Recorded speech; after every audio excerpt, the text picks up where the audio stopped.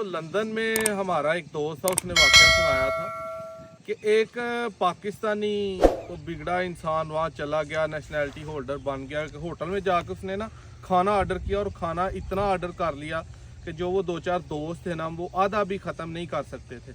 लेकिन लगाने वाले ने कहा शायद ये खा लेंगे, उन्होंने खाना लगवाया। उसने बोला कि आप इतना क्यों लगवा रहे हैं, उन्होंने कहा हम खा लेंगे। जब उन्होंने खाना खाया तो 4 में से एक हिस्सा भी खाना उनसे ख़त्म ना हो सका। खाना आधे से ज़्यादा उनसे जो है वो बढ़ गया और वो ज़ाया हो गया कि उन्होंने उसको जो है वो इस्तेमाल करके आधा किया आधा ना किया। वहाँ के जो होटल के चलाने वाले थे उन्होंने कहा कि ये आपने क्यों ऐसा किया, ये बहुत गलत काम है। उन्होंने वो ही पाकिस्तानी झटके काम के जो है, तुम्हारे कौन से बाप के पैसे, हम अपनी पॉकेट से पैसे दे रहे हैं, अपनी कमाई के दे रहे हैं, तुम्हें क्या हम ज़ाया करें, हम खाएं हम ना खाएं। उन्होंने वहाँ के मुतलका जो कानूनदान थे, जो पुलिस वाले या किसी भी तरह के बुला के उन्होंने वाकया बताया जी ये बंदे इस तरह आए हैं, इन्होंने खाना इतना ऑर्डर इतना किया है और बाकी चीज़ जो है इन्होंने ज़ाया की है।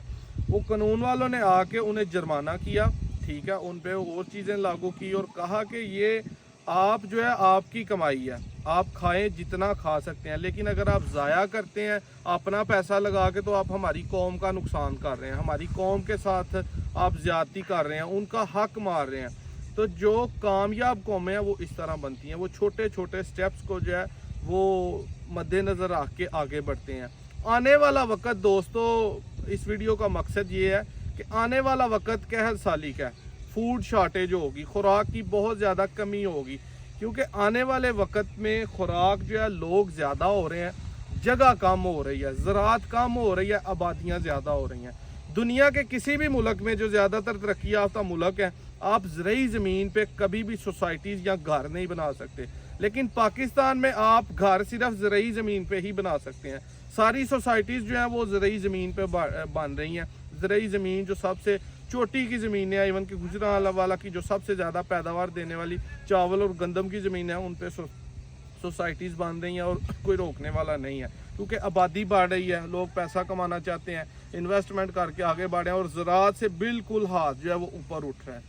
दुनिया के जो तरक्की याफ्ता मुल्क हैं, चाइना है, अमेरिका है, इनमें इंडिया आगे बढ़ रहा है इन दिनों में यूके है, जर्मन है, इन तमाम मुल्कों के पास थोड़ी थोड़ी ज़मीनें हैं।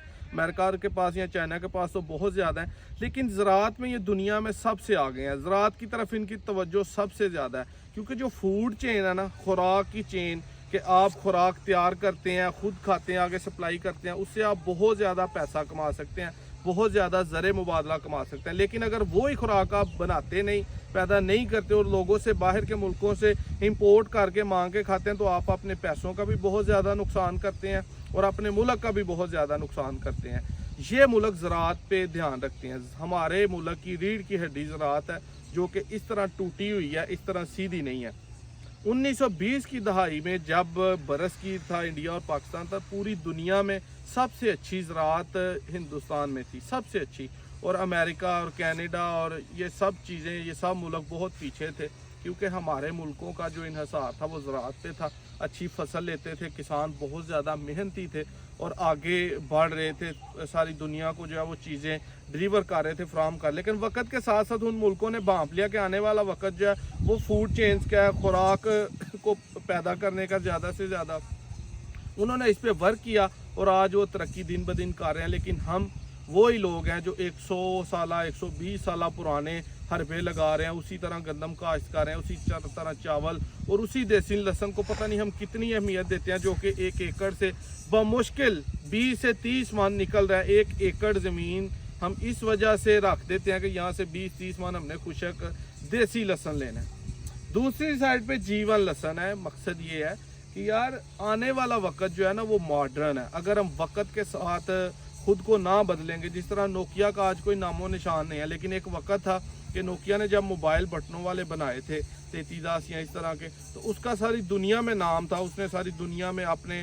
जो मैन्युफैक्चर जो हैं वो सब्जेक्ट्स लगा दिए हुए थे, जो कि मोबाइल्स बना रहे थे।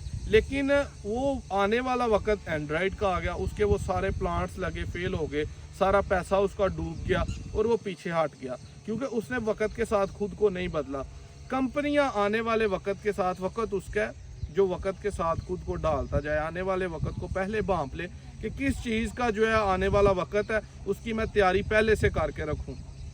लहसुन है, सब्जियां हैं, हमारा मुल्क इन चीज़ों पे वर्क नहीं कर रहा, बिल्कुल नहीं कर रहा। हम पुराने रवायती तरीक़ों से जो है वो सारी फसलें लगा रहे हैं, गंदम लगा रहे हैं, चावल लगा रहे हैं, और अपनी ज़राअत का 50 to 40% हम बाहर से, कुछ चीज़ें 80% बाहर से मांग रहे हैं, कुछ 10%, कुछ 20%, इवन के गंदम सारे मुल्क में लगती है और वो भी एट दी एंड आके हमें दूसरे मुल्कों से मांग के खानी पड़ती है, जो कि इतना बड़ा मुल्क है, इतनी ज़रूरी ज़मीन है, क्योंकि हमारी पैदावार बहुत कम है और हम जो अपने जानवर हैं उनको दूसरा चारा अच्छा लगाने की बजाय यही गंदम डाल रहे हैं कि हम आसान हल ढूंढते हैं जो बिल्कुल आसान हो, जिसमें दिक्कत परेशानी ना हो। हम रिस्क नहीं लेना चाहते, मुकाबला नहीं करना चाहते, चैलेंज नहीं करना चाहते कि हम ये चीज़ करेंगे, हम भी आगे बढ़ेंगे, हमारे में भी टैलेंट है, हम भी किसी दुनिया के और मुल्क से जो आगे गुजर सकते हैं। पाकिस्तान में अल्लाह ने हमें तौफीक दी है, अल्लाह ने बरकत समझे कि डाली है कि अल्लाह ने G1 लहसुन हमें दी है, ठीक है। और इस लहसुन, ये एक मॉडर्न लहसुन है, दुनिया के किसी भी लहसुन में इतने न्यूट्रिएंट्स नहीं है जितने इस लहसुन में है। सबसे ज़्यादा vitamin, pro vitamin, rare elements, amino acids इस लहसुन में है। और इसकी पैदावार, आम लहसुन अगर 20-30 मन खुशक दे रहा है तो ये लहसुन 150 से 200 मन खुशक की पैदावार दे रहा है। फ्रेश आपको 400 से 500 मन जो है वो डिलीवर कर रहा है। और ये अगर आप मंडी में लेके जाते हैं, इसका पेस्ट बनाते हैं, इसको वैल्यू एडिशन करके ऑनलाइन मार्केट्स में सेल करते हैं, तो आप एक एकड़ से 30 से 40-50 लाख रुपया तब कमा सकते हैं जब इसकी रेशो नीचे गिर जाएगी और खाने के इस्तेमाल में आएगा। लेकिन जब तक ये एज ए सीड इस्तेमाल होगा आने वाले 5-6 साल में, तो कोई भी आपको 2-3 करोड़ रुपया एक एकड़ से कमाने से नहीं रोक सकता, अगर आप उसकी अच्छी और मॉडर्न टेक्नोलॉजी को इस्तेमाल करते हुए दिन रात उसका ख्याल रखते हैं और हर हाउस पे अप्लाई करते हैं जो मॉडर्न फर्टिलाइज़र्स हैं, या जो भी चीज़ जो है आप उसकी ज़मीन की तैयारी, उसकी बुहाई, उसमें लगाने का तरीका अच्छा, उस पर फर्टिलाइज़र प्लान अच्छा, पटाई का जो है वो सारा स्प्रे वगैरह, हर चीज़ को जब आप मॉडर्न लेके चलेंगे तो आपको पैदावार 400-500 मन से भी आप ज़्यादा ले सकते हैं। आने वाला वक्त दोस्तों फूड शार्टेज का, अगर हम खुराक वाली चीज़ों पे काम करेंगे, अपनी ज़राअत की तरफ तवज्जो देंगे, और मेरी ये वीडियो उन दोस्तों के लिए है जो ज़राअत करते हैं लेकिन किसी काम की नहीं करते हैं लेकिन नाम की करते हैं।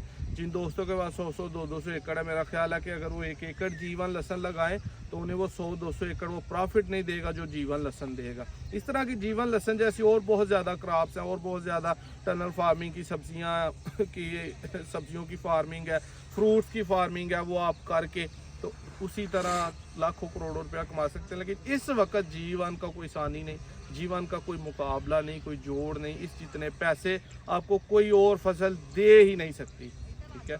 आने वाला वक्त इन्हीं चीज़ों का है। इंशाल्लाह आप भी इस तरफ आएँ। G1 के मामले में किसी तरह की भी मालूमात चाहिए तो इस वीडियो के डिस्क्रिप्शन में आपको लिंक नज़र आएंगे, चैनल विज़िट करें, हर तरह की मालूमात मिलेगी। वीडियो अच्छी लगे लाइक शेयर लाजमी करें, कोशिश करते हैं कि जो मालूमात हमारे पास इकट्ठी हो दोस्तों के साथ शेयर करें। अल्लाह।